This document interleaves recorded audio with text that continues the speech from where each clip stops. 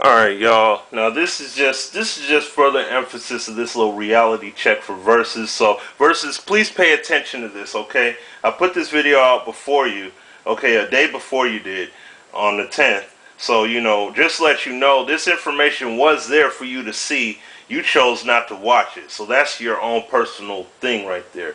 I'm not held accountable for your lack of education. Not to go ahead and educate yourself and actually find that somebody that you're subscribed to me, just like I am to you. So when I see your vids come up, when I sign in, your videos are right there. I see them. I see your new vids pop up. So I know you saw my vids come up. So to act completely oblivious to that fact is completely absurd, and it doesn't make any sense at all whatsoever. So don't come out here and act uneducated like you just had no clue these vids were out there.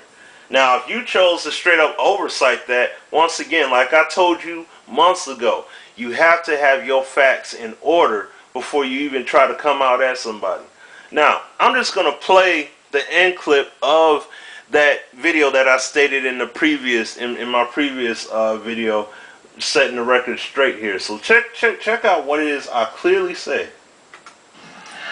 Alright, y'all, basically the emphasis of showing all those different little clips is basically this. To honestly depict simulation in terms of football here that we're talking about would be virtually impossible to realistically simulate human on human interaction in that sense. Because, number one, you have so many different variables that go into football, and football is a completely uncontrollable environment. So when you take a numerical based attribute system, it's like you're trying to control the player's ability to block, ability to defend, ability to throw passes, ability to read coverages. You're restricting it by a number. You know what I'm saying? According to a numerical base value that you honestly could not measure from year to year to year, because you're not going up to every single player in the NFL and actually performing all these tests. Because you can take these players and you can put them all through these sports science type tests, but they can't all honestly represent what's going to happen on the field. Because the thing is, these players are all in a controlled environment, because there's no offensive lineman for them to deal with. There's no, for a wide receiver, there's no weather variables that they're dealing with. There's no defender, there's no cornerback in front of them or anything like that.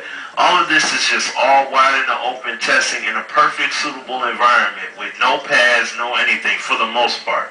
You know what I'm saying? Some people do work with pads. But the thing is, the point of the matter is that when you're going to measure a simulation, you have to measure it with abilities.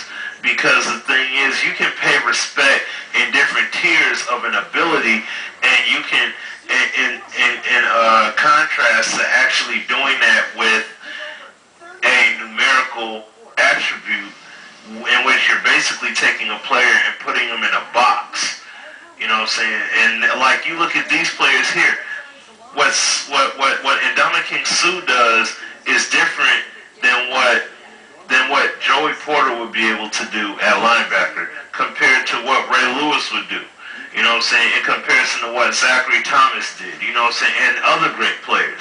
That's why when 2K came out with All-Pro Football, when they measured their variables, they measured it by abilities to pay respects to these great players, because of the abilities that they had that made these players great above good and average players. Now, you see the point that I made there?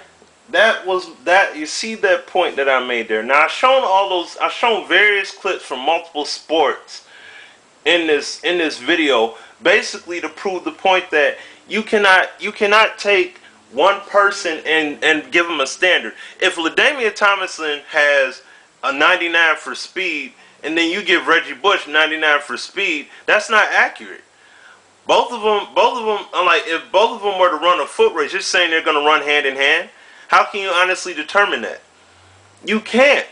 That's the thing. You cannot actually you cannot simulate that without those players, without actually doing a sample of that. But the thing is, once again, it would be in a controlled environment, because if you take them and you put them in a 40-yard dash, which they're probably basing their numbers off of, if you put them in a 40-yard dash and you see what both of them do side by side, that's them side by side. That's not them having to run off of a tackle, run behind a halfback, bounce and cut to the outside. This is completely different. Your data will always be skewed in that instance. That's why when you try to compare human simulation in comparison to a car simulator or a flight simulator, engineers and architects made the vehicles to perform to what they want them to perform to. They make them to handle weather elements, different types of weather conditions, types of stability and things of that nature. You know what I'm saying? All kinds of things that would factor into those vehicles. But the thing is, the only thing that's going to happen with those vehicles is that they're going to decline in performance. It's not going to improve. You know what I'm saying? If you take a typical male, if you take a male that's like 6 foot tall, and he's 230 pounds, that would be considered as overweight. If you take him and you have him run a straight quarter mile for 45 days, obviously you're going to see some dramatic change. You're going to see some change. Number one, he's going to lose weight. Number two, he's going to get faster. And at the same time, if you're timing it, he's going to get faster. His times are going to get better, because number one, the X factors like endurance, confidence, you know what I'm saying, the will to want to run faster and want to get a better time are going to increase, because he's seeing that, hey, I'm losing weight. Hey, I'm you know what I'm saying, I'm able to run with greater stride now. Hey, I'm not as winded. You know what I'm saying? I'm able to do this. But if you take a Viper, a Dodge Viper, and you take that on a quarter mile strip and you race it a quarter mile for 45 days, the vehicle's not going to perform any more than what the engineers already decided for it.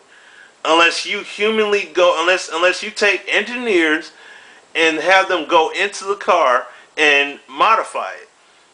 Outside of that, when you roll it off the production line, that's it. Whatever they say it's going to top out at, it's going to top out at. Whatever it's going to do according to the gear ratio it's in, that's what's going to happen.